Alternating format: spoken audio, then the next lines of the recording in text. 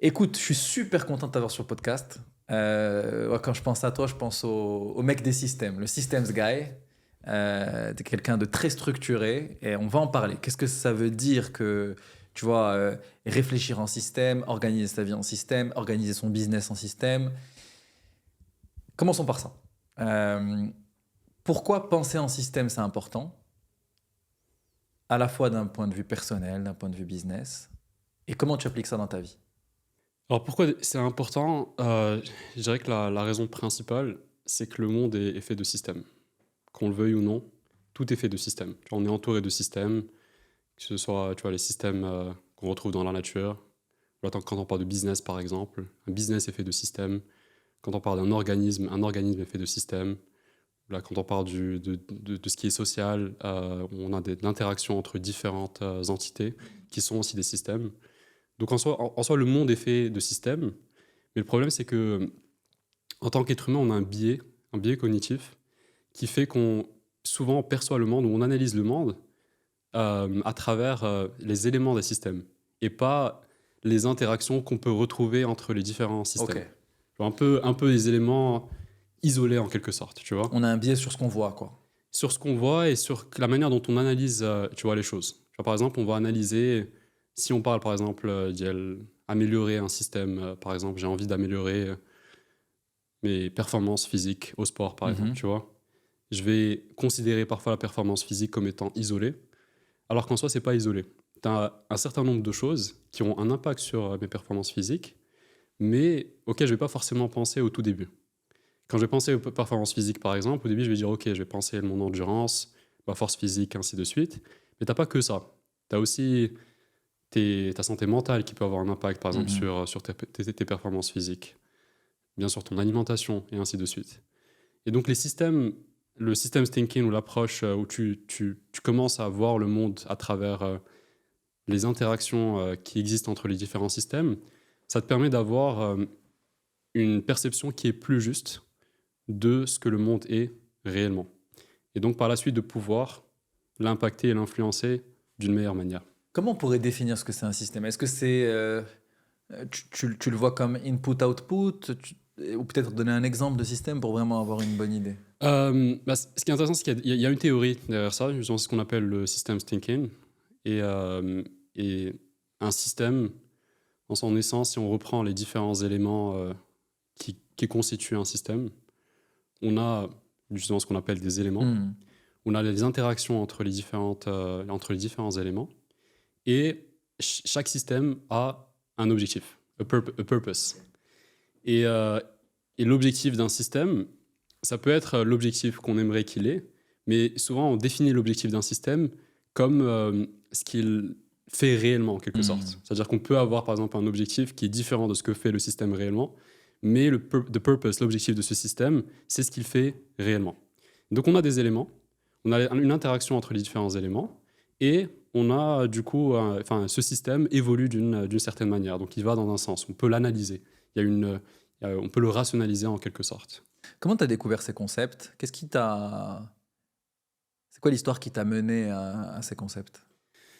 Je pense que c'est parce que j'ai suivi des études d'ingénieur, et donc très vite, tu vois, en tant qu'ingénieur, on se met à analyser les systèmes sans le savoir. Donc j'ai, dans un premier temps, suivi des études en ingénierie mécanique. Après, j'ai orienté mes études plus dans le sens du génie industriel.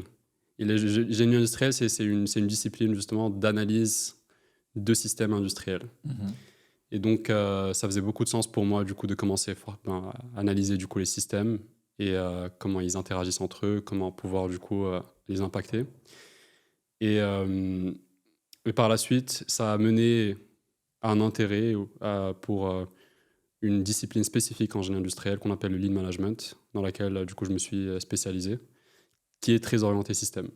Alors justement, moi, la première fois que j'ai entendu parler du lean, c'était pas le lean dans l'industrie, mais le lean dans les startups. Parce qu'il y a le livre Lean Startup de Eric Rice qui est très Yes. connu, qui a essayé d'un petit peu d'appliquer le lean aux startups. Mais le lean vient plutôt de l'industrie. Et je crois que c'est Toyota. À toi de me dire, j'ai l'impression que Exactement. ça vient de là. C'est quoi le lean? Déjà, je pense que c'est intéressant de reprendre l'histoire d'Yellow Lean. C'est un Ouais. peu ce que tu as commencé à faire. Comment est-ce que ça a évolué? Comment est-ce qu'on est parti du coup du monde de l'industrie à parler de Lean dans le monde des startups? Alors qu'on a l'impression que c'est deux choses qui sont totalement différentes et qui ont rien à voir, tu vois. Et en fait, le Lean, comme tu dis, donc ça a ses origines en fait dans ce qu'on appelle le Toyota Production System. Donc c'est les systèmes de production qui ont été développés par Toyota. Et ça a commencé à être développé après la Seconde Guerre mondiale. Donc après la Seconde Guerre mondiale, le Japon avait perdu. Donc c'était un pays qui était en ruine. Toyota, c'est une entreprise qui existait déjà, mais qui était presque en faillite. Ils avaient viré un tiers de leur workforce. Ah ouais. Et dans un pays qui était en difficulté, au Japon. Et de l'autre côté de l'océan, les Américains, c'était totalement l'opposé. Tu vois, c'était numéro 1. Numéro 1, les vainqueurs. Exactement. Ouais. Ils étaient en pleine croissance, l'économie était, tu vois, au top. Il y avait énormément de demandes pour les produits américains parce que du coup, les Américains vendaient leurs produits à l'Union européenne. Et donc, à l'époque, je pense que tu as déjà entendu parler de la production de masse, qui a ses origines dans un certain nombre de méthodologies qui ont été mises en place par Ford. À l'époque... Fordisme, c'est plutôt début du XXe siècle, c'est ça? C'est ça. C'est même avant, je crois, la Seconde Guerre mondiale. Avant, mais bon, ils sont toujours dans ça et c'est les premiers. Ils sont toujours dans ça. Ouais. Et en fait, l'idée derrière, c'est que c'est simple. En gros, on produit en masse parce qu'on sait que derrière, on va trouver un acheteur. Tu vois? Donc, ils produisaient en masse. Et le génie, en fait, dans le Fordisme, c'est qu'ils ont réussi à mettre en place une méthodologie derrière des systèmes de production. Avant, la production était plus artisanale. C'est-à-dire que si tu voulais une voiture, tu allais chez un artisan, en quelque sorte, craftsman, qui, du coup, adaptait ta voiture en fonction de tes besoins. Donc, l'avantage que ça avait, c'est que c'était très personnalisé, mais c'était très, très, très cher et c'était très, très, très lent. Tu vois, c'est pas une approche qui pourrait nous permettre de pouvoir vendre un produit à scale, à un volume qui est assez important. Et donc, à l'époque, les Américains, ils étaient toujours dans cette approche de mass production parce qu'ils savaient que s'ils vendaient leurs produits, dès qu'ils fabriquaient un produit, il allait se vendre, quelle que soit la qualité du produit. Et de l'autre côté, les Japonais n'avaient pas ce luxe-là, tu vois, parce que déjà, ils n'ont pas les mêmes capacités industrielles que les Américains. Tu vois, le Japon, c'est un tout petit pays avec des ressources qui sont très limitées, avec des moyens qui sont très limités parce qu'ils avaient perdu la guerre, et une demande qui est très limitée. Mais le leadership de Toyota, ils avaient quand même des ambitions qui étaient assez importantes. Donc, ils voulaient s'imposer. Ils voulaient, du coup, survivre. Forcément, parce que à la boîte, c'était une boîte qui ne faisait pas des voitures. Puis, par la suite, ils ont commencé à fabriquer des voitures. Et donc, ils voulaient continuer à commercialiser leurs produits d'abord au Japon et par la suite de potentiellement le commercialiser au reste du monde. Et en fait, les Américains, si on fait un saut, et après je vais revenir du coup à ce qu'ils ont fait et ce qui leur a permis de le faire, à un moment, ils ont commencé à voir des voitures apparaître sur le marché américain qui étaient de meilleure qualité, donc des voitures japonaises qui étaient de meilleure qualité, qui étaient plus personnalisables et qui pouvaient être fabriquées à scale. Et ça, les Américains, ils ne savaient pas le faire. Qui étaient à peu près au même prix. Qui étaient même moins chers. Okay. Donc avoir un produit qui est de la même qualité, voire de meilleure qualité, qui est moins cher et qui est fabriqué à scale, qui est en plus personnalisable dans une certaine mesure, c'était un dilemme pour les Américains parce qu'ils ne savaient pas faire. Eux, ils savaient que tu vas fabriquer en masse un produit similaire. Et le vendre, tu vois. Et donc, ça ne faisait pas beaucoup de sens pour eux. Donc là, du coup, c'est plus dans les années 50, dans les années 60. Les années 70, du coup, c'est là où ça a commencé à prendre. Les voitures de Toyota ont commencé à avoir beaucoup de succès aux États-Unis pour les raisons que j'ai citées.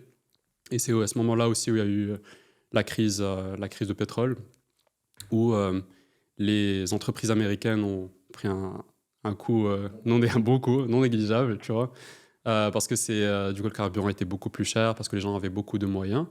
Mais Toyota avait réussi, du coup, non seulement à survivre, mais à prospérer. Donc c'est à ce moment-là que les Américains se sont dit, OK, il y a un truc... il faut aller regarder peut-être. Il faut aller regarder. Et donc, ils ont commencé du coup à étudier leur approche de production, ce qu'ils font différemment des Américains, et comment est-ce qu'ils réussissent à avoir du coup certains critères qui peuvent sembler, en tout cas à l'époque, qui semblaient comme paradoxal. C'est-à-dire meilleure qualité, fabriqué à scale, à un coût qui est beaucoup, beaucoup moins élevé et qui est du coup personnalisable dans une certaine mesure. Et du coup, il y a une workforce qui a été mise en place, qui était composée à la fois une task force d'industriels et de personnes du monde académique, qui ont commencé du coup à analyser les approches de Toyota et pour comprendre du coup comment ils font les choses. Et c'est à ce moment-là où le terme Lean a été introduit en opposition à Mass Production. Donc, Mass Production, l'opposé de Mass en anglais, c'est Lean. Et en gros, c'est à ce hyper moment-là. intéressant. Alors que moi, j'ai une vision très mass production du Lean. C'est ça, justement. Ok. Et Mass Production, il y a beaucoup de choses dans le Lean qui ont forcément été reprises du Fordisme. En masse. Parce qu'il y a des choses qui font du sens, qu'on ne peut pas faire autrement. Mais structurellement, c'est différent. Mais structurellement, c'est très, très, très, très différent. Et ce qui est intéressant, c'est que du coup, cette task force, il y a un gars qui est un académicien, une personne du monde académique, donc, qui a rédigé un livre qui s'appelle The Machine That Changed the World, et du coup, qui a analysé l'approche de Toyota, les résultats de Toyota, ainsi de suite. Ça, c'était dans les années 90. Et il a prédit que Toyota deviendrait number one, l'entreprise de fabrication de voitures numéro 1 dans le monde en moins d'une décennie. Et cette prophétie s'est avérée être vraie. Je pense qu'ils sont toujours les premiers, non? Ou quasiment. Ils sont quasiment les premiers. Je pense que ça dépend de l'indicateur qu'on prend en compte. Est-ce que c'est le nombre de voitures vendues? Est-ce que c'est les profits, ainsi de suite? En tout cas, ils sont restés premiers. Je ne sais pas s'ils le sont toujours, en termes de nombre de voitures vendues. Donc la question, c'est de voir comment est-ce qu'une entreprise qui est passée de faillite à une situation qui est vraiment déplorable, à devenir numéro 1 dans un des marchés les plus compétitifs, si ce n'est le marché le plus compétitif, en plus sur des marchés qui sont internationaux. Et en fait, la question elle est simple. Donc, c'est justement leur approche de production, donc le Toyota Production System, qui a été interprété par les Américains comme le Lean. Comme le Lean, mais en réalité, c'est le Toyota Production System. C'est Toyota Production System parce que par la suite, certains concepts ont été repris par d'autres industriels américains, notamment dans le monde des semi-conducteurs. Et ils ont commencé un peu à l'adapter du coup à leur industrie, à y ajouter d'autres choses. Si tu as déjà pas entendu parler du Lean Six Sigma, donc c'est une approche qui a été mise en place par les Américains, où ils ont mis en place un certain nombre d'approches plus statistiques. On a dans le Lean des méthodologies qui sont centrées sur la data, mais le Lean Six Sigma est beaucoup plus centré autour des statistiques. Okay. Donc, qu'est-ce qui leur a permis de passer de ça, d'une situation très compliquée à la sortie de la guerre, à devenir les premiers? Quels sont un petit peu les éléments les plus importants du Lean? Il y a beaucoup d'éléments à prendre en considération. Donc, le Lean, c'est une approche qui est très, très holistique. Et donc, on retrouve à la fois des méthodologies qui sont très structurées, des méthodologies d'ingénierie ou d'approche de production. Et c'est aussi une approche, c'est une philosophie en quelque sorte. Et ça peut paraître un peu vague, mais c'est une vraie philosophie qui derrière peut avoir un impact sur un certain nombre de décisions.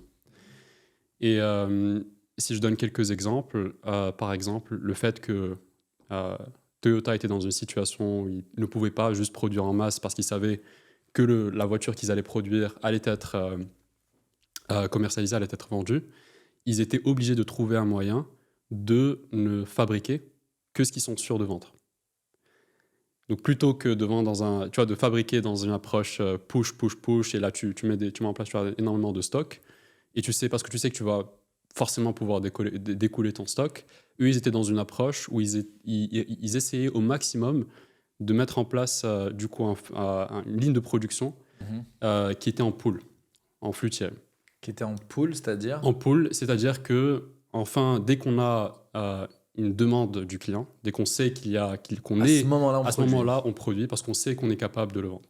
Donc dans les faits, bien sûr, c'est pas toujours comme ça. Ça veut dire qu'il faut produire vite. Ça veut dire qu'il faut produire. Et c'est basé sur des estimations, forcément. C'est basé sur des estimations, mais en théorie, l'idée c'est de pouvoir fabriquer que ce qu'on ne peut vendre.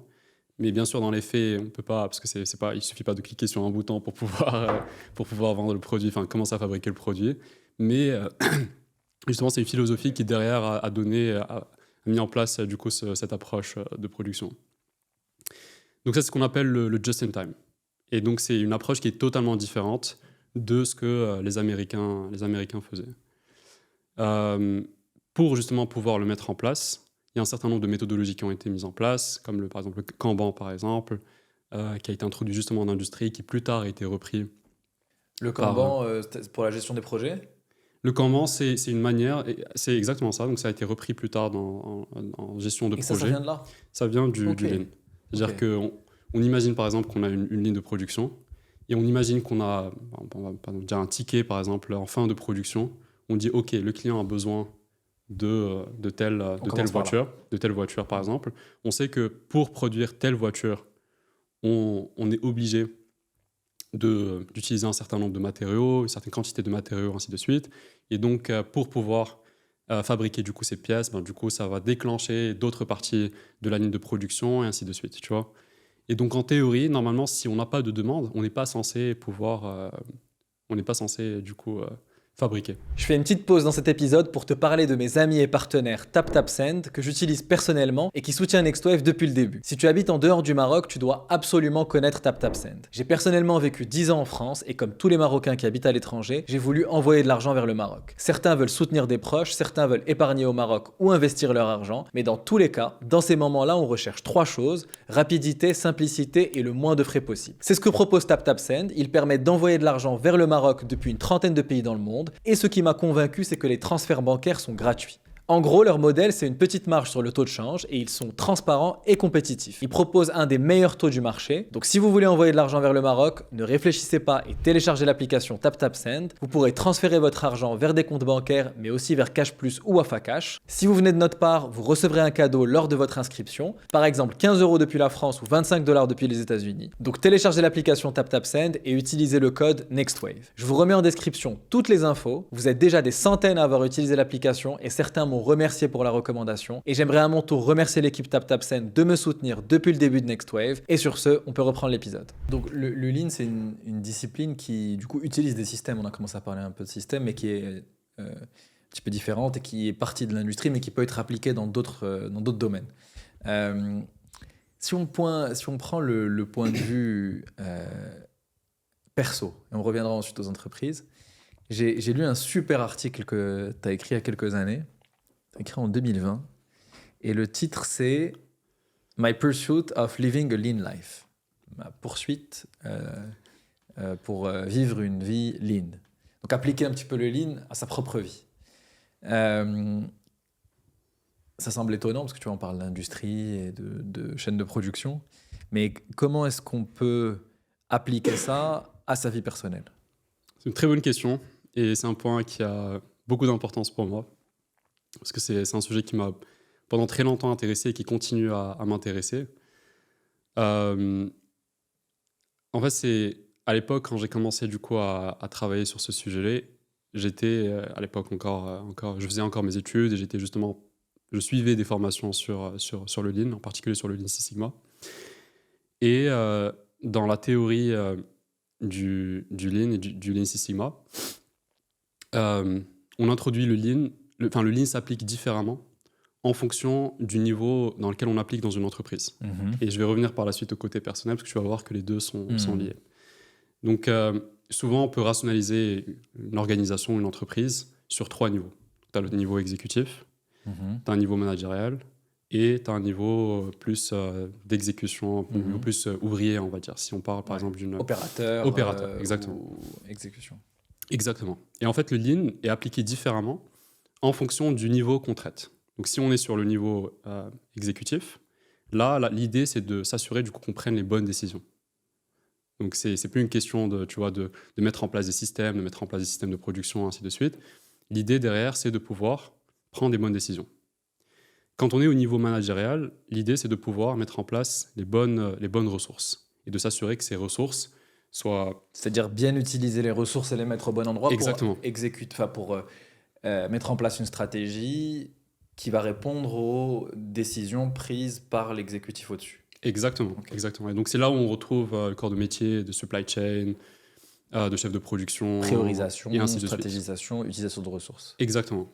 Et à un niveau plus au niveau du coup des opérateurs, l'objectif du coup c'est de pouvoir exécuter. Et donc on part du principe, enfin, idéalement ce qu'on aimerait avoir, c'est avoir au niveau supérieur, au niveau exécutif, des leaders qui vont prendre des bonnes décisions. Mais pour que cette décision puisse du coup prendre vie, il faut mettre en place un certain nombre de systèmes, de ressources. Par exemple, on dit, OK, on a envie d'ouvrir une usine, par exemple, au Brésil, parce qu'on sait qu'on a de la demande au Brésil, et donc ça fait du sens d'être présent sur place pour pouvoir du coup satisfaire la demande. Ça, c'est une décision qui ne peut être prise qu'à un certain niveau. Mais derrière, pour que ça puisse être mis en place, tu dois avoir un certain nombre de choses qui doivent être faites. Donc, les ingénieurs, les managers qui doivent du coup mettre en place, construire l'usine, acheter les bonnes machines, s'assurer du coup de prendre les bonnes décisions sur la capacité de production et tout ce qui va avec. Et une fois que ça a été mis en place, forcément, on doit avoir un niveau d'exécution où on a des opérateurs, des ouvriers qui se réveillent le matin et qui sont censés donc faire le travail pour pouvoir exécuter le travail. Et donc, tu peux commencer à voir, donc déjà, si tu as un problème à un des niveaux, même si les autres niveaux sont excellents, ça ne va pas fonctionner. Tu vas commencer à avoir des problèmes. C'est-à-dire que tu peux avoir, par exemple, un niveau d'exécution qui est très, très bon. Tu as des bons standards, tu as des ouvriers qui sont très disciplinés, qui sont bien formés, mais le problème, c'est qu'ils sont... mais on peut partir du principe que, justement, on a pris la décision d'avoir une usine au Brésil, alors que ce n'était pas une bonne décision. On ne devait pas avoir une usine au Brésil, ça devait être au Mexique, ou peut-être qu'on ne devait même pas, du coup, ou une construire mauvaise cette usine. allocation des ressources. Exactement, une mauvaise allocation des ressources. Et donc, forcément, ça ne va pas fonctionner. Ou peut-être que si on reprend, du coup, si on prend l'opposé, tu as, du coup, des décisions qui ont été bien prises, des ressources qui ont été bien allouées, qui ont été bien gérées, mais derrière, tu n'as pas les bons standards, tu n'as pas la bonne discipline d'exécution, et donc tu auras des problèmes de qualité, des problèmes de production, ainsi de suite, qui vont mener à des problèmes. Et en fait, le Lean, si j'en parle, c'est parce que le Lean est appliqué différemment en fonction du niveau qu'on traite. Donc si on traite le niveau du leadership, il y a un certain nombre de choses à avoir en tête. C'est là, en l'occurrence, où on parle du coup de stratégie, de stratégie de production, de qualité, du niveau de qualité justement qu'on a envie d'avoir en fonction des prix qu'on a envie d'avoir, et ainsi de suite. Quand on parle du Lean au niveau managérial, transverse, c'est là où on commence à parler justement de sujets comme le just-in-time, pour du coup mettre en place les bonnes ressources, s'assurer qu'il y ait les bons flux, que ce soit bien géré, et ainsi de suite. Et quand on parle du niveau du coup d'exécution, du niveau opérateur, là en l'occurrence l'objectif du coup c'est de s'assurer d'avoir des standards qui soient bien respectés et de pouvoir s'améliorer au fur et à mesure. Et donc tu as déjà entendu parler peut-être de l'amélioration continue. Donc c'est là où justement on commence à parler d'amélioration continue en partant du principe qu'on met en place des standards mais qu'on a envie de continuer à les améliorer au fur et à mesure. Et donc il y a beaucoup d'incompréhension, de confusion quand on parle de Lean. Si tu cherches sur Internet, parce que du coup, tu te retrouves avec des définitions qui sont très différentes. Parce que ça dépend où est-ce qu'on est. Et en fait, ça dépend tout simplement du niveau qu'on traite. Non, la question, c'est pourquoi est-ce que j'en parle alors que tu m'as posé la question sur c'est l'application. Trois archétypes, en fait. Exactement. Ouais. Et c'est un peu comme tu vois, les archétypes de Jung. Jung, dans la psychologie, il approche beaucoup le sujet par une approche d'archétype. Quel archétype est-ce que tu exprimes? Quel archétype est-ce qui souffre peut-être ou que tu dois améliorer, et ainsi de suite. Moi, à l'époque, tu vois, j'ai commencé, je m'intéressais un peu aussi à la psychologie. Et du coup, j'ai commencé à me dire, OK, il y a un certain nombre de choses que j'ai envie d'améliorer dans ma vie personnelle. Je commençais à voir comment le Lean pouvait me permettre du coup de les améliorer, parce que ça fait du sens quand on parle par exemple d'amélioration continue, quand on parle de sujets de qualité, et ainsi de suite. Et j'ai commencé en fait à me dire, OK, si je l'approche du coup d'un point de vue archétype, je pars du principe que au sein de chaque individu, tu as trois personnes. Tu as un CMO, par exemple, qui est CEO, par exemple, leader, exécutif, qui prend les grandes décisions. Dans quel pays j'ai envie de m'installer, tu vois, qu'est-ce que j'ai envie de faire pour gagner ma vie, et ainsi de suite. Donc ça, c'est les décisions, c'est l'archétype de l'exécutif qui prend ce type de décision. Une fois qu'une décision a été prise, du coup, forcément, tu dois mettre en place les bons moyens pour pouvoir l'exécuter. Donc ça, c'est le CMO, du coup, manager, qui va dire ok, bon, donc ça veut dire que par exemple. Si j'ai envie de réussir. Ouais, si j'ai envie ça veut dire que je dois faire ça, ça veut dire que par exemple ouais. je dois rencontrer telle personne, ça veut dire que je dois me déplacer dans tel pays, ça veut dire que je dois me former sur tel sujet, et ainsi de suite. Donc tu mets en place en quelque sorte les ressources, les moyens qui te permettent du coup de pouvoir atteindre l'objectif qui a été fixé, la vision qui a été définie. Et tu as un CMO, du coup, opérateur, qui doit se réveiller tous les matins et qui doit exécuter ce qui a été défini. Et donc, un peu comme ce qu'on disait tout à l'heure, tu vois, sur une entreprise, une organisation ne peut pas réussir si les 3 niveaux ne sont pas bons. Exactement la même chose qui s'applique dans la vie personnelle. C'est-à-dire que tu peux être très très bon pour définir une vision, te dire ok, je sais que j'ai envie de faire ça, je sais que j'ai des aspirations, telles aspirations, ainsi de suite, mais peut-être que ton archétype de l'exécutant n'est pas bon. Et du coup, ben, tu n'es pas discipliné, du coup, ben, tu ne fais pas ce que tu es censé faire, et du coup, tu te retrouves à être très très frustré. Tu vois. Et l'opposé est aussi vrai, c'est-à-dire que tu peux avoir des personnes qui sont très disciplinées, qui se réveillent le matin, tu vois, ils ont la niaque, tu vois, ils savent ce qu'ils sont censés faire, quand ils définissent un objectif pour la journée, ils le font.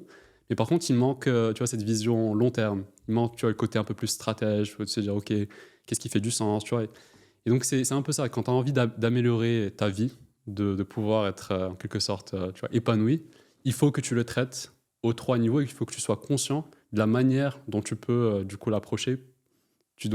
Comment tu dois l'approcher à chacun des niveaux. C'est hyper intéressant parce que tu as une forme de schizophrénie, tu vois, mais que je pense qui est dans la tête de tout le monde. Effectivement, tu te demandes qu'est-ce que tu veux dans ta vie, dans quelle direction tu vas, est-ce que c'est est-ce que tu vas dans la bonne direction. En même temps, pour ce moment, tu as une direction, même si tu n'en es pas sûr, il faut bien organiser sa vie pour y arriver. Et une fois que tu as organisé, si tu le fais pas, ben ça sert à rien. Exactement. Donc effectivement, il y a cette schizophrénie qui, je pense, est exacerbée chez les entrepreneurs qui se lancent au début. Parce que quand tu te lances au début, donc tu es sur un nouveau projet et tu as ces 3 rôles en fait. Tu dois te dire, ok, j'ai envie de monter une boîte, c'est quoi un petit peu la vision vers où je veux aller, comment je vais m'organiser pour y arriver et exécuter. Et c'est toi qui as les 3 casquettes. Exactement. Et ça s'applique surtout, comme tu dis, pour les entrepreneurs au tout début. Quand tu es fondateur d'un projet, tu peux pas te permettre de jouer un rôle juste au niveau, par exemple, stratégique. Et effectivement, je pense que chacun a des gens effectivement qui peut-être réfléchissent bien, mais trop, et des gens qui exécutent bien, mais ne réfléchissent pas assez à la vision. Et chacun est un peu différent, mais il faut cet équilibre-là. T'es entrepreneur aussi. On va parler de la boîte qui est hyper intéressante. Mais toi qui es entrepreneur et qui t'es lancé depuis quelques mois ou 1 an, ou en tout cas pas depuis 10 ans, on va dire, qui est en train de lancer un super projet. Comment tu vois cette schizophrénie-là? C'est-à-dire, comment tu fais pour ne pas être trop dans la réflexion stratégique sans exécution ou ne pas être trop dans le day-to-day en oubliant la big picture et vers où tu vas? Comment tu vois ce problème? Je pense qu'il est important, c'est déjà d'en être conscient. Et c'est pour ça que c'est important d'avoir un framework qui te permet du coup de percevoir les choses d'une manière différente. Parce que tu peux te dire, ah là, je suis trop... c'est ça, et de commencer à les analyser. Je suis trop l'exécutif. Exactement. Mais il n'y a rien qui s'exécute. Exactement. Ça avance pas, mais je réfléchis trop. Exactement. Et du coup, ça commence en fait, tu commences à te percevoir comme une micro-entreprise en quelque sorte. Tu vois, et tu te dis, ok, sur par exemple telle période de temps, sur 1 semaine, sur 1 mois, sur 1 trimestre, je sais pas, peut-être que mon rôle d'exécutif a été bien fait, tu vois, parce que j'avais des objectifs qui étaient clairs, j'avais une vision qui était bien définie, ainsi de suite. Mais peut-être que j'ai pas été assez bon au niveau de l'exécution, ou peut-être que j'avais pas mis en place les bons moyens, parce que j'étais pas forcément dans le bon environnement, que je travaillais pas forcément avec les bonnes personnes, ainsi de suite. Et donc déjà, le fait de pouvoir en être conscient, ça te permet du coup de commencer à analyser en quelque sorte tes performances, à analyser ton niveau à chacun, ton niveau de performance à chacun des niveaux, et te dire, ok, à quel niveau est-ce que je peux agir en ce moment-là pour pouvoir améliorer les choses. Comment on relie ce qu'on dit sur le Lean au système et comment, parce que là on parlait un petit peu de ta vie perso, de comment tu t'organises, comment tu appliques des systèmes dans ta vie personnelle? Je pense que les systèmes qu'on le veuille ou non, sont prépondérants dans notre vie personnelle. Donc, on a des systèmes. La question, c'est de savoir est-ce qu'on a des systèmes qui nous servent ou est-ce qu'on suit des systèmes qui nous desservent. Tu vois, la réalité, c'est que tout est fait de systèmes. Et tu me posais une question au début, c'est pourquoi est-ce que les systèmes sont importants aujourd'hui, pourquoi l'approche de system thinking est importante. Et la première raison, c'est que déjà, on vit dans un monde qui est de plus en plus complexe. On a des vies qui sont de plus en plus complexes, c'est-à-dire qu'on a à la fois des objectifs au niveau personnel, on a des objectifs au niveau professionnel. Et si on reprend chacun d'eux, du coup, au niveau professionnel par exemple, on peut avoir... ça peut devenir aussi très très complexe. Qu'est-ce qu'on veut dire exactement par avoir de bonnes performances, une bonne satisfaction au niveau professionnel? Même chose au niveau personnel, il y a le côté familial, le côté relationnel, et la santé bien sûr, et ainsi de suite. Donc on se retrouve dans un monde qui est très très très très complexe, et donc il faut avoir les bons outils pour pouvoir l'analyser et pour pouvoir agir dessus. Parce que sinon on se retrouve très très vite dépassé, et on ne sait pas forcément quelle décision prendre et comment orienter les choses. Ça, c'est la première raison. La deuxième raison, ça c'est un peu vicieux, c'est que malheureusement, on est dans un monde dans lequel les systèmes nous desservent de plus en plus. Ce que je veux dire par ça, c'est que si on compare par exemple la vie de nos grands-parents, nos ancêtres et ainsi de suite, il y a un certain nombre de choses auxquelles ils ne pensaient même pas, mais qui étaient en leur avantage. La raison, c'est parce que l'humain a évolué pendant des centaines de milliers d'années. Et si on prend par exemple le sujet de la santé, par exemple, il y a un certain nombre de choses. L'organisme a en quelque sorte évolué de manière harmonieuse avec tu vois, le monde qui nous entoure. C'est-à-dire que la nourriture qui était mise à disposition, ce n'était pas une nourriture qui était forcément nocive. Le soir, par exemple, il n'y avait pas beaucoup de lumière, du coup, forcément, ça déclenchait un certain nombre de mécanismes dans notre corps pour qu'on puisse s'endormir et s'endormir profondément. On se réveillait le matin, première chose qu'on voyait, du coup, c'est la lumière du soleil. Donc on se réveille bien. Donc, tu vois, ils n'étaient pas conscients de ça. Ils s'en étaient pas conscients, mais les systèmes fonctionnaient bien. Et les choses ont évolué d'une certaine manière. Et puis, d'un seul coup, il y a eu une certaine rupture où on a gardé le même organisme, donc l'organisme qui a évolué pour pouvoir prospérer avec certains systèmes, en interagissant avec certains systèmes. Et là, d'un seul coup, on se retrouve à se réveiller le matin. Et première chose que tu vois, du coup, c'est ton smartphone avec un écran. Tu passes la journée devant un ordinateur dans une salle qui n'est pas assez éclairée, donc tu n'es pas dans le soleil. À se retrouver avec des réseaux sociaux, avec énormément de contenu, tu vois, qui est poussé avec tu vois, et ça a un impact sur les neurotransmetteurs, sur un certain nombre de choses, et ainsi de suite. Tu vois, ça peut aller très, très, très, très loin. Tu vas manger, c'est de plus en plus difficile de trouver de la nourriture saine qui n'a pas été traitée, et ainsi de suite. Et donc, et pour des différentes raisons, si on parle par exemple du sujet des réseaux sociaux, c'est parce que c'est ce qui permet à ces entreprises-là de pouvoir gagner leur vie, à pouvoir gagner beaucoup, beaucoup d'argent. Leur seul objectif, c'est de pouvoir attirer notre attention. Ils ne veulent pas améliorer notre bien-être, ils ne veulent pas améliorer notre qualité de vie. Leur objectif, c'est juste attirer notre attention et faire en sorte qu'on passe le maximum de temps sur leur plateforme. Et donc, si on n'a pas cette conscience en fait, des systèmes qui nous entourent et de l'impact qu'elles ont, et si on n'a pas les outils pour comprendre comment on peut du coup agir dessus, du coup on subit en quelque sorte les systèmes qui nous entourent. Et contrairement du coup à nos ancêtres qui pouvaient avoir le luxe du coup de ne pas en être conscients, mais qui pouvaient quand même du coup suivre un chemin qui était relativement sain, nous, du coup, si on n'en est pas conscient, du coup, ça peut avoir un impact donc on doit mettre très, très beaucoup plus négatif. d'intention. D'intention, exactement. Et donc il faut identifier les systèmes qu'on a déjà, parce que sinon on va juste prendre des systèmes qui ne sont pas les nôtres, qu'on n'a pas acceptés, et ensuite jouer dessus. Exactement. Exactement comme en parlant justement du sujet des réseaux sociaux, il y a des ingénieurs qui travaillent jour et nuit pour pouvoir mettre en place les bonnes technologies, le bon design pour pouvoir attirer notre attention. Tu vois, même chose pour les personnes qui travaillent dans le monde agroalimentaire. Tu vas avoir le bon packaging avec les bons ingrédients qui vont stimuler d'une certaine manière et ainsi de suite. Et en fait, il faut qu'on adopte un peu le même rôle, à devenir un peu les ingénieurs de des systèmes de notre vie personnelle, à me dire, OK, j'ai envie par exemple, je sais que j'ai envie de manger de manière saine, quel système je peux mettre en place pour pouvoir pas forcément m'obliger, mais en tout cas me faciliter la tâche de pouvoir manger de manière saine. Est-ce qu'on prend un exemple, tu vois, de quelque chose dans ta vie où tu identifies un système qui ne te plaît pas et tu mets en place un nouveau système? Mhm.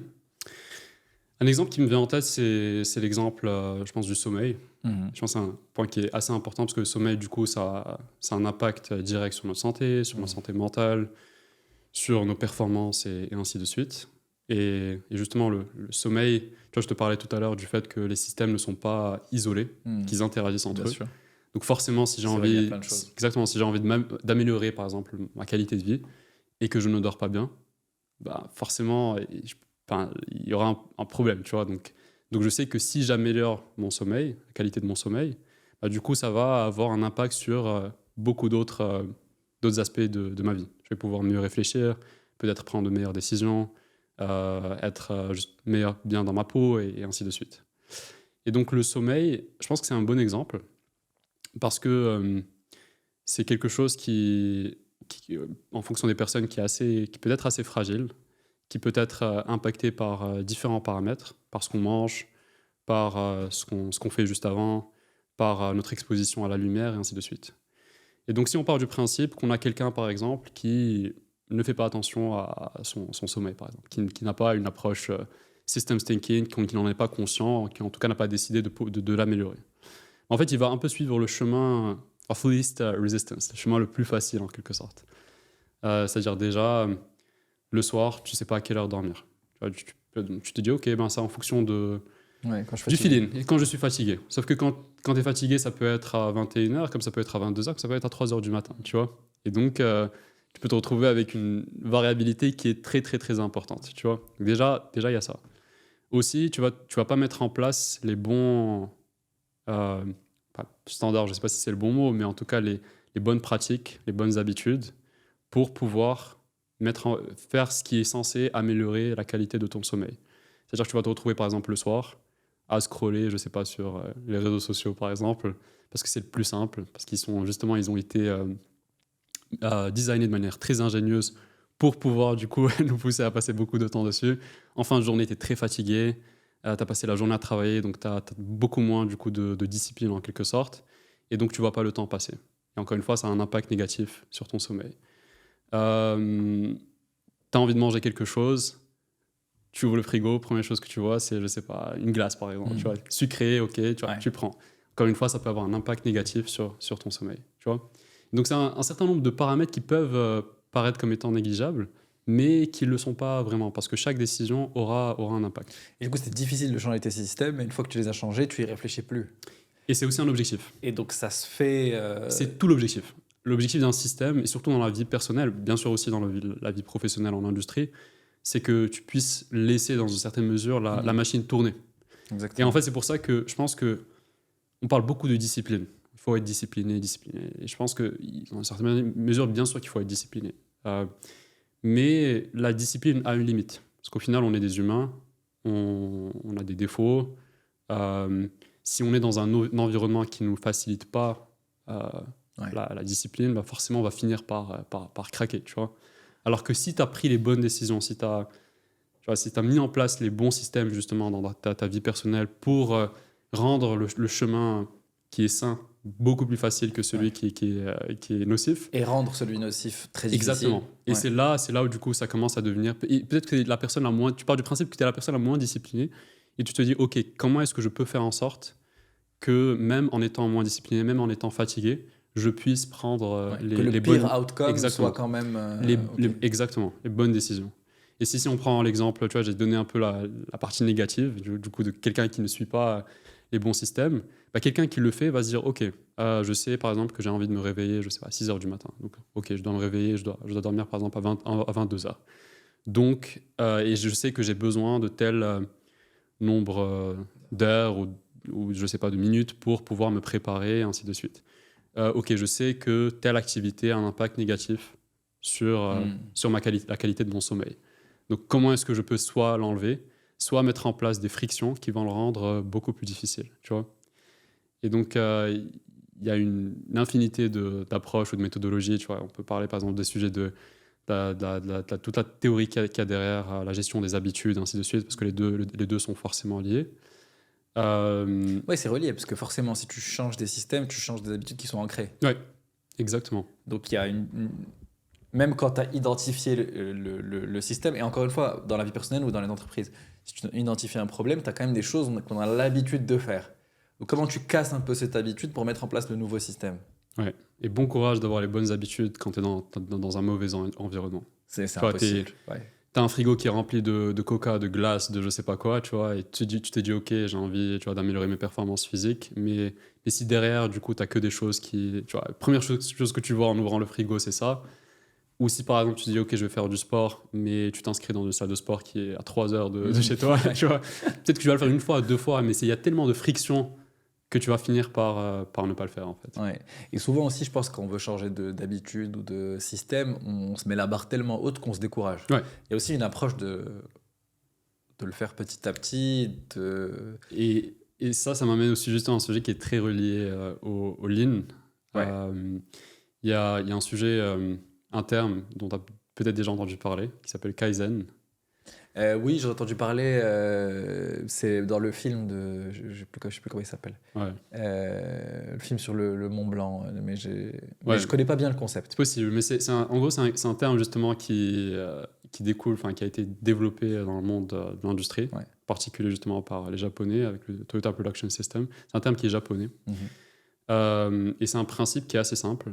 Donc c'est le fait de vouloir de faire en sorte de s'améliorer 1% tous les jours, plutôt que de chercher à s'améliorer de manière, tu vois, totale, tu vois, et essayer de faire un gros saut du jour au lendemain. Et donc l'idée, c'est de se dire, ok, on va s'améliorer 1%. Je vais mettre en place une toute petite amélioration jour après jour. Et ça, c'est quelque chose qui a été mis en place justement dans le monde de l'industrie. Parce qu'on part du principe qu'on met en place des standards, mais on sait qu'on ne peut pas garder les standards qu'on a à un instant T, parce qu'on sait qu'un système ne peut pas stagner. Un système, soit il se détériore, soit il s'améliore. Et donc on veut faire en sorte qu'il soit toujours dans une tendance on peut rester sur ça. Ouais. C'est très très intéressant. Donc, une fois que tu as mis en place un système, tu peux pas le laisser tel quel. Sa qualité va forcément baisser. Sauf si on met en place une amélioration continue. Exactement. En fait, les systèmes ils ont aussi des archétypes, une manière d'évoluer en quelque sorte. Et en fonction du système qu'on traite, en fonction des feedback loops qui ont été mis en place dans le système et ainsi de suite. Et un système n'est pas statique. Un système évolue dans le temps. C'est souvent pas statique parce qu'on a des interactions entre différents éléments et ainsi de suite. Et surtout pour un système qui interagit avec d'autres systèmes dans son environnement, si par exemple tu as un autre système dans son environnement par exemple qui change, du coup ça aura un impact sur le système en question. Et donc l'idée c'est déjà d'être conscient de l'archétype qu'il y a derrière le système en question et de pouvoir du coup agir dessus de telle sorte à l'orienter de la bonne manière. Donc si on reprend l'exemple que j'ai cité, on part du principe qu'un système ne va pas rester stagnant. Si on prend par exemple un indicateur qu'on a envie d'améliorer, une mesure pour un système spécifique, on sait que cette mesure ne va pas rester stagnante. Tu vois, elle va évoluer dans le temps, surtout si ce système interagit avec d'autres éléments dans son environnement. Tu vois. Et donc dans le monde industriel, on a envie de faire en sorte de mettre en place les bonnes pratiques pour orienter le système de la bonne manière et faire en sorte qu'il s'améliore au fur et à mesure plutôt que de se détériorer. Et il y a un archétype qui est assez intéressant. C'est un archétype qu'on retrouve dans la plupart des systèmes. Et c'est ce qu'on appelle le success to the successful. C'est-à-dire de success to the successful. Ok. Ça veut dire que les systèmes qui commencent à en quelque sorte réussir, c'est-à-dire si il y a une mesure qu'on a envie d'améliorer d'une certaine manière, on aura plus de chances, elle aura plus de chances de continuer à s'améliorer si elle commence dès le début avec une bonne tendance. Mais l'opposé est aussi vrai. C'est-à-dire que si un système commence au début avec une tendance qui est mauvaise, qui est négative, il a beaucoup plus de chances de s'aggraver au fur et à mesure. Si l'impact de ce système est négatif ou positif? Si l'impact est négatif ou positif, en quelque sorte, mieux Enfin, ça il se commence, renforce. Ouais. exactement, ça se renforce. Exactement. C'est un terme il y a un autre terme qu'on utilise pour ça, on parle du Matthews Principle. Mhm. Et c'est en fait une citation qu'on retrouve dans la Bible, et c'est assez intéressant, qui dit, je pense, For those who have, more will be given and they'll live in abundance. And for those who do not have, everything will be taken away from them. C'est quelque chose comme ça. En gros, si tu as, tu auras plus et tu vas vivre dans l'abondance. Mais si tu n'as pas, même ce que tu as, on va t'enlever. Et tu vas, en quelque sorte, Et ça, vivre c'est dans un ce biais que je suis. psychologique? C'est pas un biais psychologique. C'est parce que si tu commences à faire quelque chose et ça fonctionne bien, tu vas le faire mieux et plus, ou c'est autre chose? Ça peut être lié peut-être à de la psychologie, mais pas que. Un exemple, c'est tu vois, le Monopoly, pardon. On a tous joué au Monopoly. Mhm. Monopoly, quand tu commences à gagner de l'argent au début, quand tu commences à réussir, tu as beaucoup plus de chances de continuer à réussir. Mais si dès le début, pour une raison X ou Y, tu ne réussis pas, ben tu as plus de chances de continuer du coup à te détériorer. Tu vois. Même chose dans la vie de tous les jours. C'est-à-dire que les personnes qui vont commencer à réussir dans leur vie personnelle, par exemple, qui vont je sais pas, réussir dans leur vie professionnelle, ils auront beaucoup plus de chances du coup d'avoir les moyens pour se payer un niveau de vie qui est bon, donc de pouvoir aussi améliorer leur santé. Ils auront plus de chances d'avoir des relations qui sont saines avec d'autres personnes. Bien sûr, c'est pas tout le temps le cas, mais en tout cas, ils ont plus de chances pour du coup continuer à améliorer les choses. Mais si tu commences de manière, on va dire, un peu plus négative, bah, du coup, c'est beaucoup plus difficile Et c'est difficile d'inverser une tendance. d'inverser la tendance. Et en fait, pourquoi est-ce que j'en parle? J'en parle parce que la bonne stratégie à adopter, c'est justement le Kaizen. Le Kaizen, en fait, c'est ce qui te permet de continuer à t'améliorer au fur et à mesure, à ne jamais être dans une situation, ou en tout cas à essayer de le limiter au maximum, où la tendance évolue vers un côté plus négatif. Ouais. Et donc, une amélioration qui peut te paraître très négligeable d'un jour à un autre ne l'est pas in the big picture, tu vois, surtout sur une période de temps qui est beaucoup plus importante. Et donc, ouais, accepter de faire des petites modifications parce qu'en fait, c'est ça qui te garde même dans le rythme. Exactement. On n'a pas assez parlé de business. Parce que tu m'avais dit un jour, moi je pense que toutes les entreprises c'est des systèmes, et effectivement tu as raison, en fait il y a des interactions, des inputs, des outputs, en fait une entreprise c'est un système. Comment tu appliques cette manière de penser dans le cadre d'une entreprise? Est-ce que tu as des exemples de choses dans l'entreprise qui sont des systèmes et que parfois on ne voit pas comme des systèmes? Et voilà, comment tu le vois d'un point de vue business, entreprise?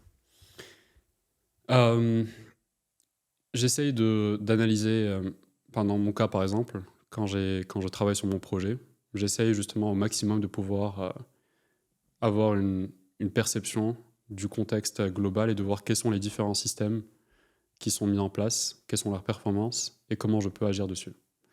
Si on reprend le monde des startups que tu as cité tout à l'heure, avec justement le Lean Startup, qui d'ailleurs, pour information, donc c'est Eric Rice donc, qui a repris certains concepts du Lean et qui a adopté un peu les frameworks au monde des startups, qui les a appliqués. Donc, si on sort un peu de sa théorie, même en sortant de sa théorie, le fait de lancer un MVP, de tester sur le marché, d'itérer de manière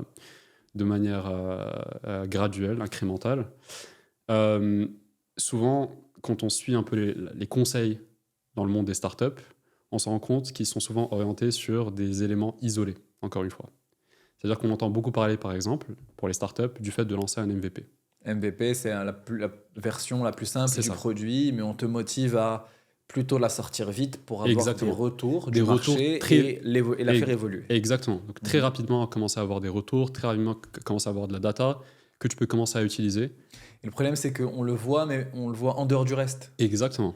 Et donc, ce qui peut se passer, c'est que tu vas dire, OK, je vais lancer un MVP. Donc, j'ai une idée. Le minimum viable product, c'est un produit qui a telle et telle fonctionnalité. Je sais, par exemple, que je peux le développer en 2 mois, en 3 mois. Mais tu vas le développer, tant mieux. Mais si tu n'as pas la bonne distribution derrière, et que tu arrives à effectivement avoir les gens qui vont te donner les feedbacks dessus. Donc, les feedbacks dessus, bah forcément, même si tu as le meilleur MVP, un MVP qui a énormément de potentiel, mais que tu n'as pas le bon, la bonne distribution dans le bon segment de marché, bah, tu auras très peu de chances de réussir. Tu vois. Parce que tu as d'autres personnes qui adoptent une stratégie qui est totalement différente. Tu as des personnes qui ne développent même pas de MVP, qui se concentrent que sur la partie distribution. Ils ont un peu un minimum viable, je sais pas, channel par exemple. Et ils vont se concentrer là-dessus. Et ils vont laisser par exemple le MVP pour plus tard, en se disant OK, je sais qu'il y a un besoin pour tel segment de clients. Je sais qu'il y a un gap. OK, ben maintenant, que serait le MVP pour répondre à ce gap? Donc, je pense que la bonne approche, en tout cas l'approche que j'essaye de suivre, c'est plutôt que tu vois, de voir le MVP comme étant un élément isolé, de pouvoir me dire quel est le système end-to-end qui va me permettre de réussir. Donc, et pour moi, réussir, quand tu es au tout début d'un projet, au début, c'est avoir la validation de clients et commencer à vendre. Donc, tu es sorti de, avoir t'es sorti de il faut que je crée un MVP et tu es dans le purpose dont tu parlais au début, qui est en fait, je dois avoir une validation marché sur mon idée. C'est ça. Et donc, c'est un peu comme un minimum viable, au lieu de product, on parlait de process, par exemple. Tu te dis, c'est quoi le minimum MVP, le minimum viable product que je dois avoir? C'est quoi le canal de distribution que je vais prioriser, qui va me prendre le moins de ressources, dans la même logique qu'un MVP où tu te dis, OK, ça doit aller le plus rapidement possible avec le moins de ressources. En ton cas ici, quel est le canal de distribution qui fait le plus de sens pour moi? Quel est le marché, donc my viable segments que je vais viser? Et tu commences du coup à voir comment le tout est lié, tu vois.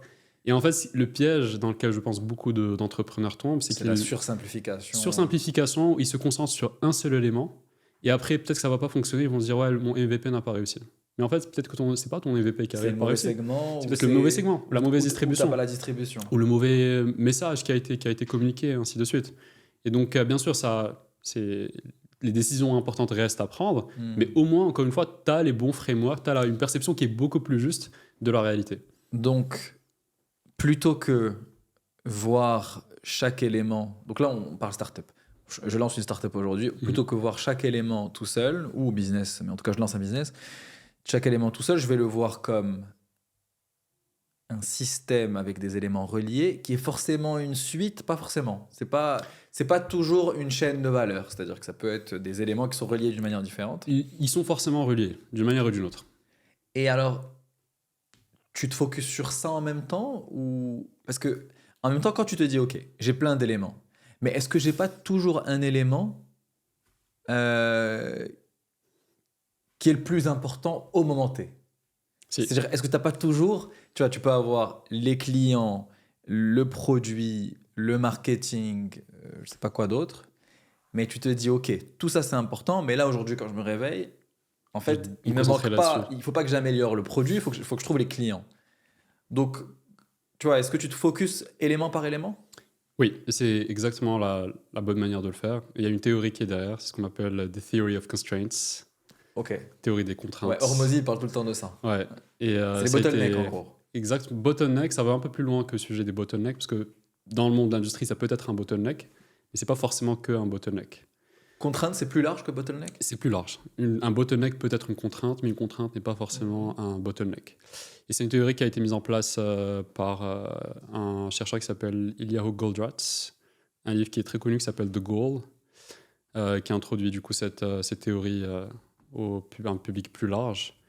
Et l'idée derrière, c'est que dans un système, quand tu essaies d'améliorer une certaine mesure, à un moment, tu vas atteindre une limite structurelle que tu ne vas pas pouvoir dépasser.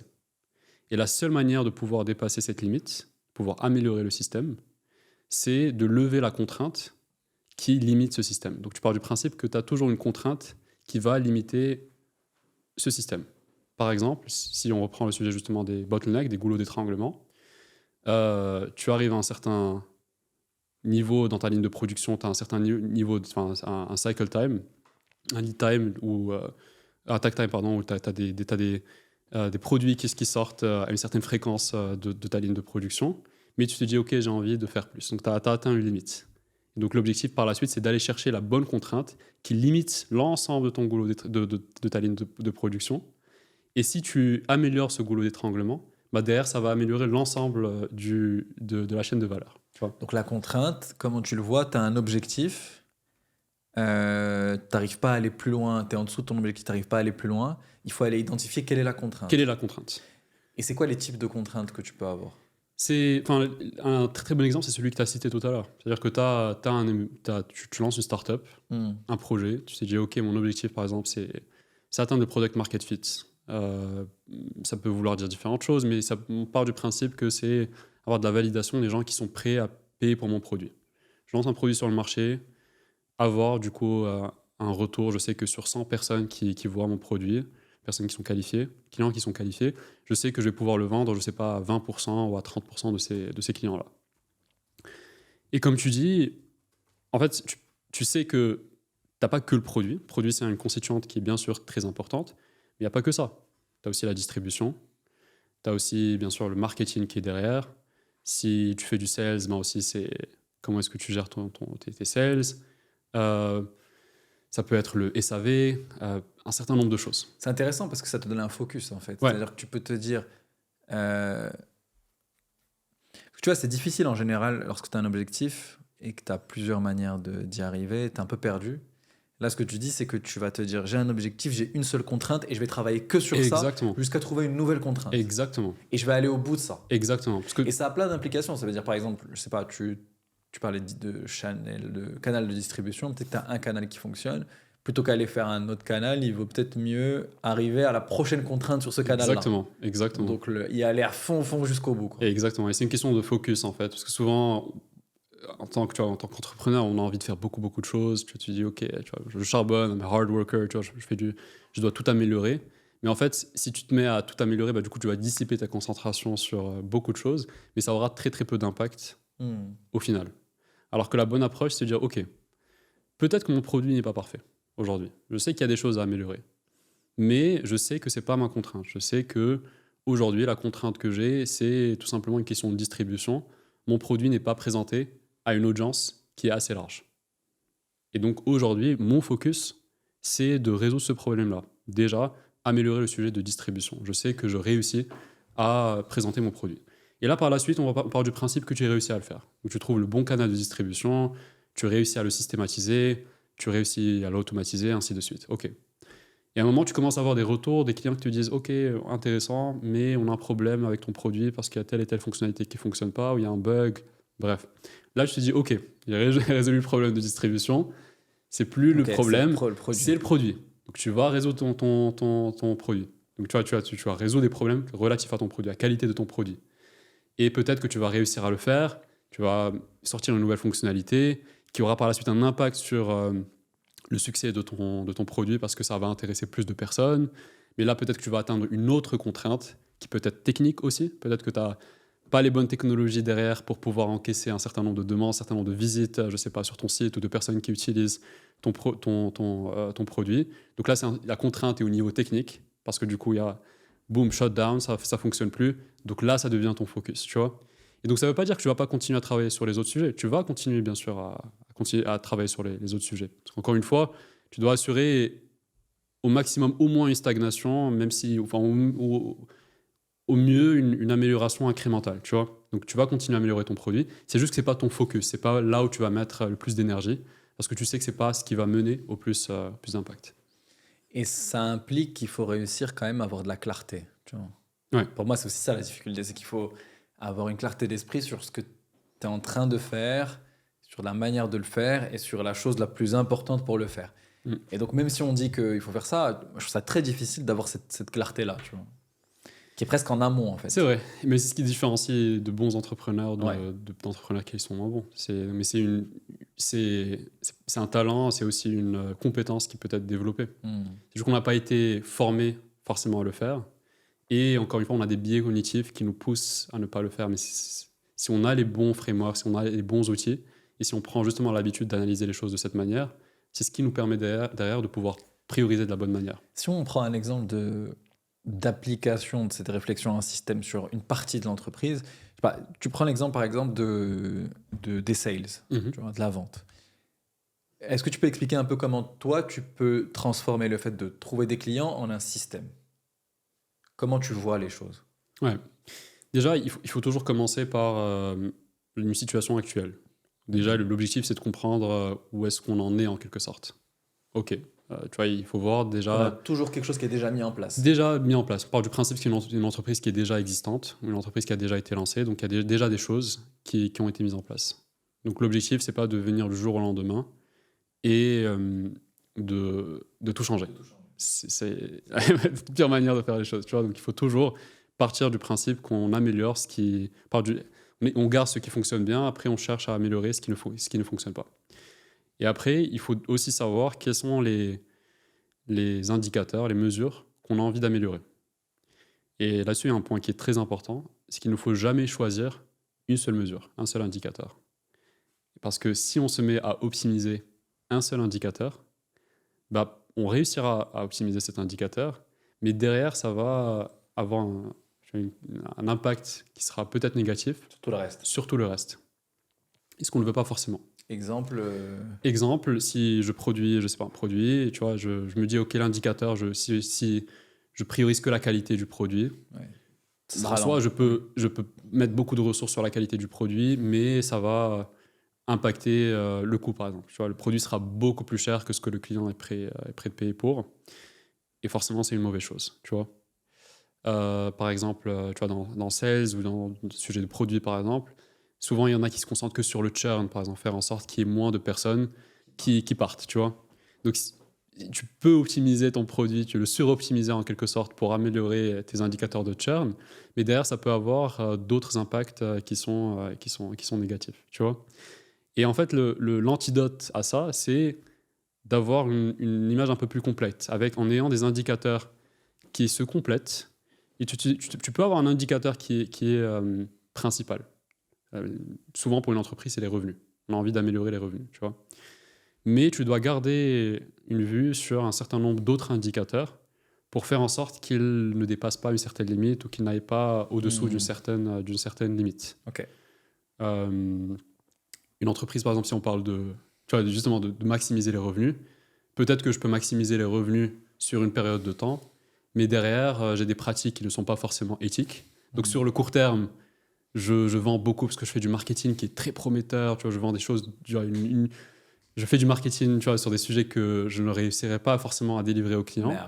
Mais après, sur le long terme, bah, du coup, forcément, ça va impacter, ça peut améliorer les revenus sur le court terme, mais ça aura un impact négatif sur la satisfaction client, sur la qualité, ainsi de suite. Et sur le long terme, ça va finir par impacter négativement la mesure que je voulais améliorer in the first place. Tu vois? Ouais, donc toujours identifier plusieurs indicateurs à suivre. Exactement. Et donc sur le sujet l'exemple que tu as cité, par exemple Sales, déjà se dire, OK, qu'est-ce qu'on a envie d'améliorer? Est-ce qu'on a envie... Il y a des indicateurs qui sont assez classiques. Souvent, on ne réinvente pas la roue. Donc c'est le nombre de revenus, c'est le panier moyen, par exemple, c'est conversion rate, par exemple. OK, sur tel nombre de clients. Est-ce qu'on veut des nouveaux clients? Est-ce qu'on veut Exactement, que ceux qu'on a déjà acheté plus exactement. souvent? Et là-dessus, il n'y a pas de... Tu vois, il y a différentes approches, ça dépend aussi beaucoup de l'industrie. Est-ce qu'on est sur des produits qui sont self-serve, tu vois, on fait de la production, du marketing en masse, ou est-ce qu'on est plutôt sur tu vois, des démonstrations qu'on fait à des entreprises qui sont très ciblées, et ainsi de suite.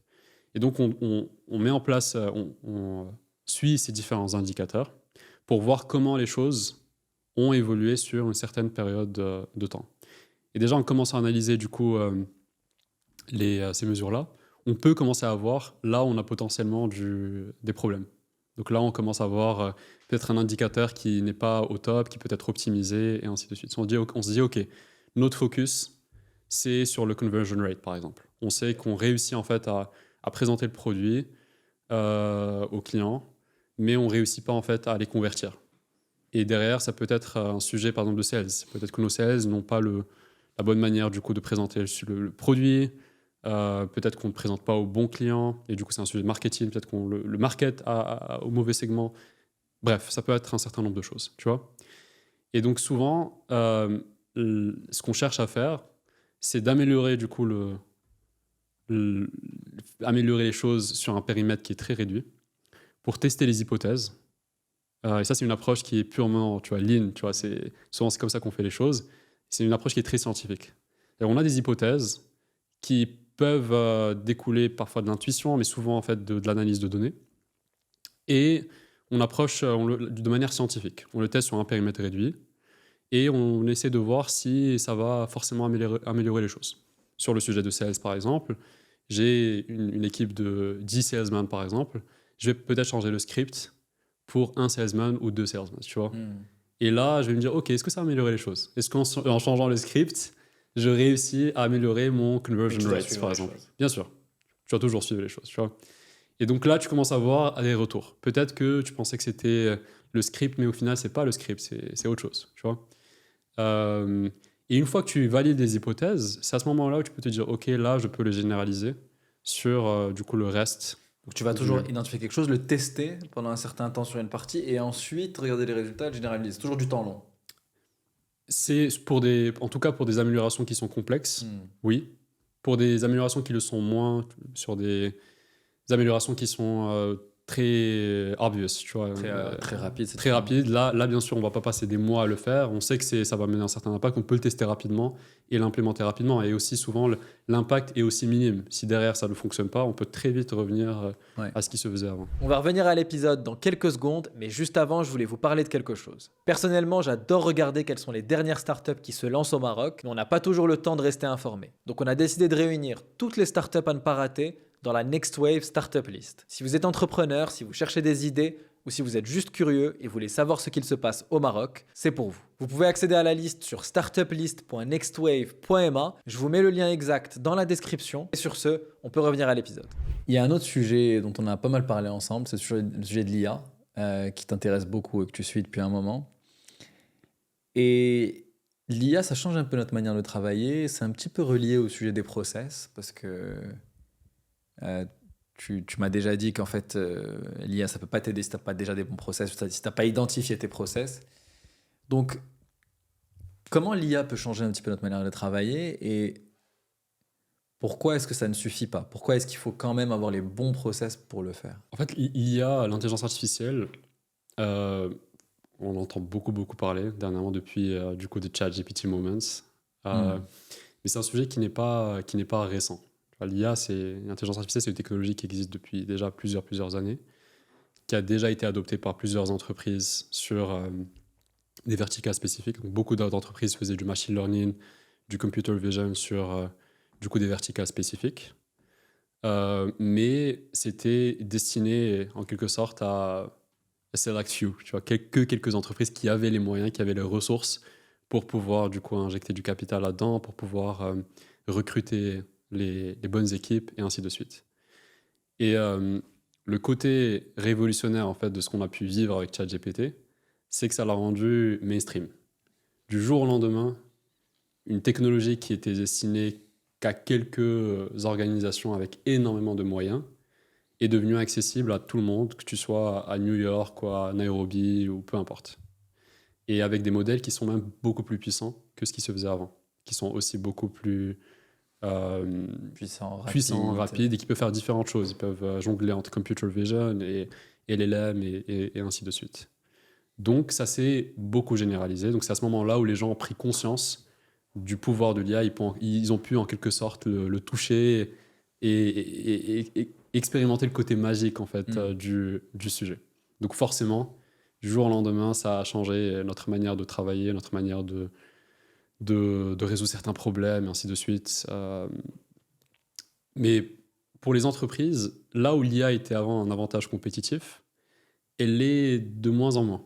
Parce qu'avant, on pouvait justement adopter de l'IA pour se différencier de compétiteurs. Parce qu'on peut, alors que là, tout le monde a le même niveau. Là, on part du principe que tout le monde a en quelque sorte les mêmes technologies, tu vois. Et on commence à voir que ces technologies-là s'améliorent, je pense, de manière exponentielle, en tout cas de manière qui est très soutenue. À un certain moment, ils vont atteindre un peu une contrainte, une limite de verre. Même dans le cas où on a, tu vois, AGI, tu vois. AGI, c'est une intelligence artificielle qui est tellement développée qui n'est pas obligée d'être, tu vois, on n'est pas obligé de l'entraîner sur un sujet pour qu'elle puisse en quelque sorte savoir comment naviguer, tu vois, le sujet, prendre des décisions, résoudre le problème et ainsi de suite, tu vois. Donc même si on part du principe qu'on a, tu vois, un AGI, donc une IA qui est surpuissante, si tu la mets en place dans une entreprise où tu n'as pas de process, tu n'as pas de bonnes pratiques, on ne sait pas comment les choses sont censées être faites, son pouvoir sera limité. C'est comme si tu recrutais quelqu'un, c'est un génie, et du jour au lendemain, il rejoint ta boîte, tu dis ok, bah débrouille-toi, améliore les choses. Ok, mais qu'est-ce que je dois améliorer, par où je dois commencer, avec qui je dois parler, Qu'est-ce que vous faites actuellement? qu'est-ce qu'on fait, qu'est-ce qui différencie ta boîte d'une autre boîte, et ainsi de suite.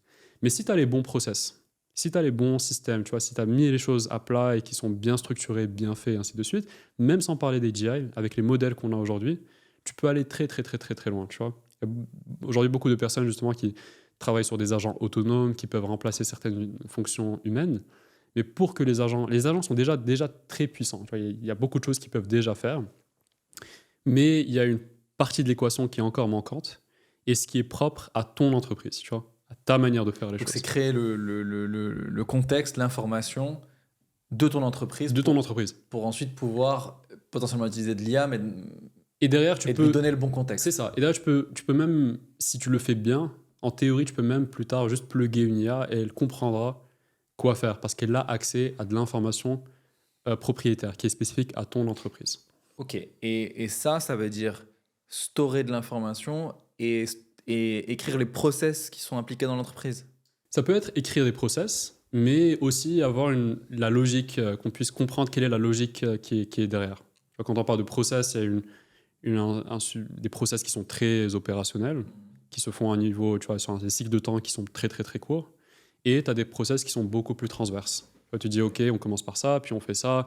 Dans telle situation, on est censé, du coup, je sais pas, faire un meeting, tu vois, on est censé faire ça d'une certaine manière, et ainsi de suite. Et donc, si tu as cette logique qui est déjà mise en place, parce que c'est ce qui te différencie, en fait, d'une autre entreprise, qui te permet d'avoir, en quelque sorte, ta propre identité, et le produit qui va... les points qui vont pousser le client à acheter ton produit par un autre, mais en fait, c'est ce qui t'identifie, en quelque sorte. Et donc, tu es en train de monter Flow Brave, j'aimerais bien que tu m'en parles un peu plus. Le but, c'est d'être à l'intersection de ça, c'est-à-dire à l'intersection de l'IA et justement des process, de l'information dans l'entreprise qui va permettre d'utiliser cette IA-là. Tu es dans l'intersection entre les deux? Exactement. Ce qu'on fait avec Flow Brave, c'est qu'on facilite la gestion des cycles de vie des procédures opérationnelles pour les entreprises d'une certaine taille. Ok.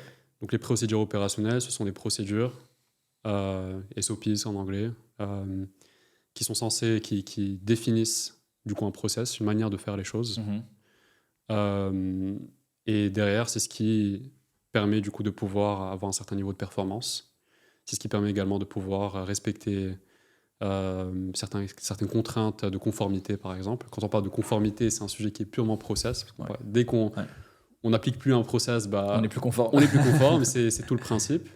Ou juste une question de scalabilité. Au début, tu es dans une entreprise, tu fais les choses en fonction des priorités, tu as des urgences et ainsi de suite. Et à un moment, tu as envie de grandir. Tu as envie de peut-être t'étendre sur d'autres localisations, de commencer à recruter massivement. Tu peux pas te permettre de faire les choses de manière chaotique, tu vois. Et d'avoir, par exemple, un process d'onboarding Vous ciblez des boîtes de quelle taille? Souvent des boîtes qui sont plus de 50 employés. Parce que c'est à partir de cette taille-là qu'on commence à avoir une complexité opérationnelle. On commence à avoir défini des process et qu'il faut réussir à les appliquer au fur et à mesure. Exactement. Et on ne peut plus se permettre de juste appliquer les choses juste comme ça, en fonction du coup, des priorités, en fonction des urgences. Surtout pour les boîtes qui ont des contraintes de conformité ou des contraintes de performance. Donc elles ont une marge d'erreur qui est très très très très faible. Ok. Tu es en train de lancer ça depuis le Maroc. D'ailleurs, tu fais The Forge à l'UM6P, ce qui est super cool. Et tu vises le marché américain. Pourquoi tu as choisi ce marché? Qu'est-ce que tu vois comme opportunité là-bas? Comment tu réussis justement à être un entrepreneur marocain qui crée une boîte depuis ici, mais qui vise un marché mondial ou américain pour commencer? Comment ça s'organise? Je pense que je vois les choses comme... j'ai une conviction, c'est qu'il n'y a plus de raison qui nous pousserait en fait à chercher à vendre un produit sur le marché dans lequel on est, avec lequel on est familier. Ce qui aurait été le plus simple pour moi, c'est soit du coup de viser le marché marocain, le marché européen, le marché français où j'étais avant, parce que c'est un marché où j'étais physiquement et que je comprends bien. Mais aujourd'hui, on sait tous qu'il n'y a plus vraiment de limites. Surtout tu vois, depuis le Covid, beaucoup d'entreprises aujourd'hui qui travaillent de manière totalement remote. Tu as une connexion Internet, tu as un ordinateur, tu n'as plus aucune raison de ne pas pouvoir vendre ton produit sur n'importe quel marché qui t'intéresse. Et en fait, moi, ce qui m'a poussé à prioriser le marché américain, il y a différentes raisons. La raison principale, c'est parce que c'est le marché le plus important sur les sujets d'excellence opérationnelle et de gestion de process. C'est un marché qui est très, très, très important et pour différentes raisons. Déjà parce que le contexte aux États-Unis fait que les boîtes priorisent ces sujets-là parce qu'elles doivent rester compétitives. Elles doivent avoir un certain niveau de qualité. Il y a aussi, on parlait de conformité tout à l'heure, il y a un certain nombre de standards auxquels elles sont censées se conformer. Et donc, c'est un sujet qui est priorisé par les entreprises et qui peut faire une différence. On parlait tout à l'heure de Toyota. Toyota, ce qui leur a permis de pouvoir s'imposer comme leader sur le marché, sont des sujets qui sont purement process. Bien sûr, il y a d'autres choses qui vont avec, mais c'est ce qui les a différenciés d'autres constructeurs. Et donc, souvent, les entreprises américaines ont cette conscience de l'importance de l'excellence opérationnelle et donc elles le priorisent. Donc, pour moi, c'était un no-brainer, tu vois, de lancer la solution sur le marché américain. T'es allé passer quelques jours aux US, tu m'avais raconté. Quelques semaines. Quelques semaines aux US, tu m'avais raconté dans la Silicon Valley, à San Francisco. Qu'est-ce que tu as vu là-bas qui t'a surpris? Est-ce que tu es revenu avec une idée différente de la startup, de l'entrepreneuriat? En soi, oui, ça a fait un shift. J'ai pas fait un pivot total, mais ça a changé. Business, ça a changé mon approche par rapport aux choses. Et j'ai commencé à comprendre ce qui différencie de la Silicon Valley d'autres écosystèmes. C'est quoi? Si on est direct, je pense que ce qui les différencie, je pense qu'il y a deux choses, principalement, même trois. Premier point, c'est déjà le capital, énormément de capital qui est investi en startup. Donc une approche d'investissement qui est complètement différente de ce qu'on peut voir dans d'autres pays. Donc ils sont prêts à investir dans des idées qui peuvent parfois paraître assez risquées. Bien sûr, il y a tout un rationnel derrière, il y a toute une manière de pouvoir juger du coup de la qualité de l'idée d'un concept. Mais le risque à accepter. Mais le risque à accepter. C'est-à-dire qu'il n'y a pas de tabou là-bas à se dire, OK, j'ai investi dans telle startup et ça a échoué, tu vois. Ou là, j'ai investi dans des startups et ça a réussi pour telle et telle raison, tu vois. Là où dans d'autres cultures, ça peut être perçu comme un échec. Okay. Alors que là-bas, quand on voit un peu le narratif de beaucoup d'entrepreneurs, bien sûr pas tous, mais beaucoup d'entrepreneurs, c'est de dire, OK, je me suis lancé, au début c'était un peu difficile, tu vois, je me suis même lancé la première startup qui n'a pas fonctionné, mais j'ai appris ça et ça, puis après je me suis lancé, nanana, et après, boum, tu vois, un gros moment, tu vois, où tu réussis, tu vois, où tu arrives à t'imposer, ainsi de suite, tu vois. Là où peut-être dans d'autres cultures, on va vouloir mettre en avant que ce qui est positif. Ouais. Sauf que pour réussir, on est forcément passé par... Ce qui ne donne pas de bons exemples aux autres aussi. Non, parce que tu et ce qui est décourageant. En fait, ils ont tout fait parfaitement. Il y a un peu tu vois, ce biais du survivant, tu vois un peu que les gens qui ont réussi. Et dès que tu commences à avoir quelques échecs, tu te dis, c'est peut-être que je suis en train d'échouer. Ouais. Et du coup, ça te pousse à aller chercher un chemin qui est beaucoup plus stable, à te conformer. Ce qui veut souvent dire aller chercher un job tu vois, dans une boîte avec un job stable. Tu vois. Là où les Américains, leur approche tu vois, à l'échec et au risque est un peu différente. Là-bas, j'ai pu voir, et ça j'en entendais parler, tu vois, c'était pas nouveau, mais j'ai pu le voir, j'ai pu parler avec des gens qui l'ont vécu. L'approche est totalement différente par rapport à ce sujet-là. C'est quoi les difficultés que tu as quand tu crées une boîte depuis le Maroc et que tu vises un marché américain? Parce que forcément, tu connais pas de monde, tu connais pas de gens là-bas, t'as pas le réseau, t'as pas, etc. Est-ce que c'est compliqué de rencontrer les gens, de parler aux gens, ou en fait, tu arrives quand même à le faire et c'est OK parce que les gens sont assez ouverts? Je pense que c'est souvent un peu compliqué de le faire quand les personnes ne te connaissent pas. Et c'est pas parce que tu es étranger ou que tu n'es pas physiquement aux US. Parce qu'en soi, ils ont souvent pas de moyens de le savoir parce que tu les contactes, tu parles en anglais, la boîte peut être incorporée aux US. Donc du point de vue purement business, il n'y a rien qui te différencie de toi d'une entreprise américaine ou quelqu'un qui est en tout cas installé aux US, tu vois. Mais ce qui est souvent difficile, c'est de réussir en fait à commencer à avoir des retours, surtout au tout début, quand tu n'es pas bien connecté. en partant du principe que tu commences de zéro, que tu connais personne, tu commences à faire du cold email outreach, de l'outreach, je sais pas, sur LinkedIn et ainsi de suite. C'est souvent difficile, c'est pas impossible, mais il faut jouer sur du volume. Et donc, il y a bien sûr des techniques pour le faire, il y a beaucoup de personnes qui réussissent à le faire.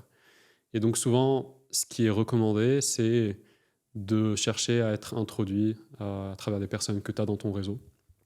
Et là, ça va beaucoup plus vite. Et ça va beaucoup plus vite. Parce que déjà, ça te permet de parler plus rapidement aux bonnes personnes et de commencer sur de bonnes bases. Parce que du coup, c'est pas la personne lambda avec tu reçois une notification, un mail totalement random. Il n'y a aucune confiance et tu pars toujours du principe qu'il y a peut-être un truc qui va pas. Tu vois, peut-être cette personne a envie de m'arnaquer. Alors que dès que tu as une intro... Dès que tu as une intro, tu commences sur des bases qui sont saines parce que tu pars sur une base de confiance. Ok, je connais telle personne. Il lance un projet qui est intéressant, est-ce que tu peux pas lui parler? Peut-être que la personne sera intéressée, peut-être qu'elle ne le sera pas, mais au moins tu commences sur de bonnes si elle n'est pas intéressée, elle peut te présenter d'autres gens. Exactement. Et donc c'est aussi pour ça, je pense que c'est intéressant si tu as envie de te lancer dans le marché des US, d'aller aux US pour commencer à te constituer ton réseau. Si tu as envie de t'installer là-bas, c'est très bien, c'est encore mieux. Si tu as envie de développer ton projet aux US et t'étends sur le marché américain et de commencer à recruter des talents américains aux US et être présent sur le marché, ça peut être une très bonne chose. Mais même si tu le fais pas et que tu as envie de rester dans un autre pays, c'est très important du coup de constituer son réseau là-bas pour pouvoir justement débloquer le truc et avoir ses au début. Okay. Dans quelle direction tu vas? C'est quoi un petit peu? Quelles sont tes motivations pour Flow Brave? Si tu devais revenir dans quelques années sur le podcast et me dire ok, je suis assez content du résultat, ce serait quoi?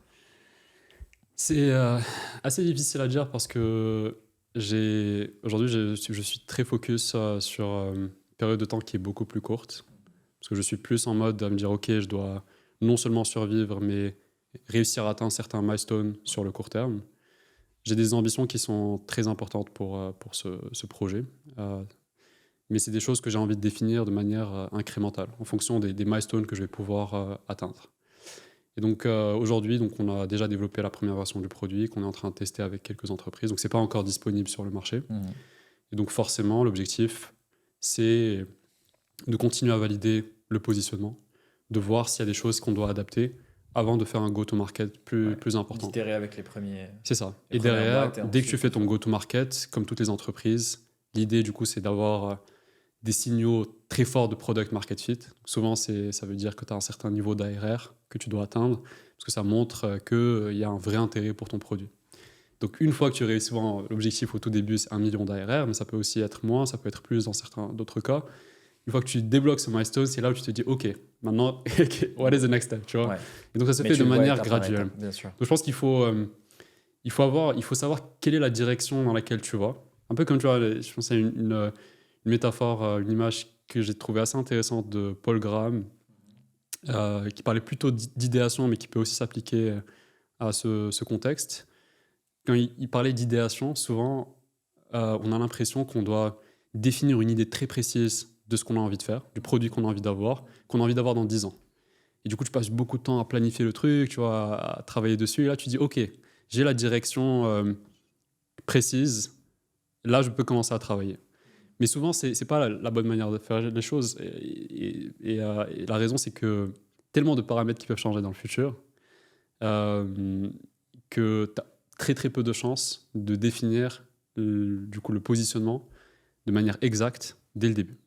Et donc, la bonne approche, c'est de définir une direction, un peu comme un navigateur qui se dit « OK, we're heading west ». Tu vois, on va vers l'ouest. On sait qu'il y a des opportunités vers l'ouest, des terres qui n'ont pas été encore exploitées. On sait qu'on a entendu des choses, tu vois. Et après, tu te lances, tu vois.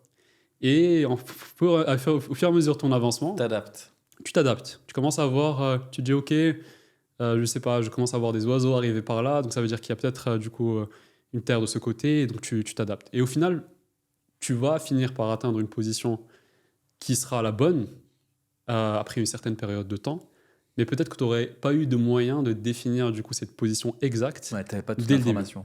Et je pense que dans le monde des startups, c'est un peu la même chose. C'est-à-dire qu'il faut avoir une idée de la direction que tu as envie d'avoir. Ça peut dépendre de différentes choses, de conjoncture, de marché. Là, aujourd'hui, beaucoup de personnes, par exemple, s'intéressent à l'IA et je pense que c'est une bonne chose parce qu'il y a beaucoup de demandes, beaucoup de choses à faire, beaucoup de produits qui peuvent encore être développés. Mais ça peut aussi être du coup ce qui te plaît, tes aspirations. Ça peut aussi être là où tu as un avantage compétitif parce que tu as travaillé quelques années tu as eu une fonction spécifique, donc tu comprends un besoin de manière très très très pointue et que les autres personnes ne comprennent pas.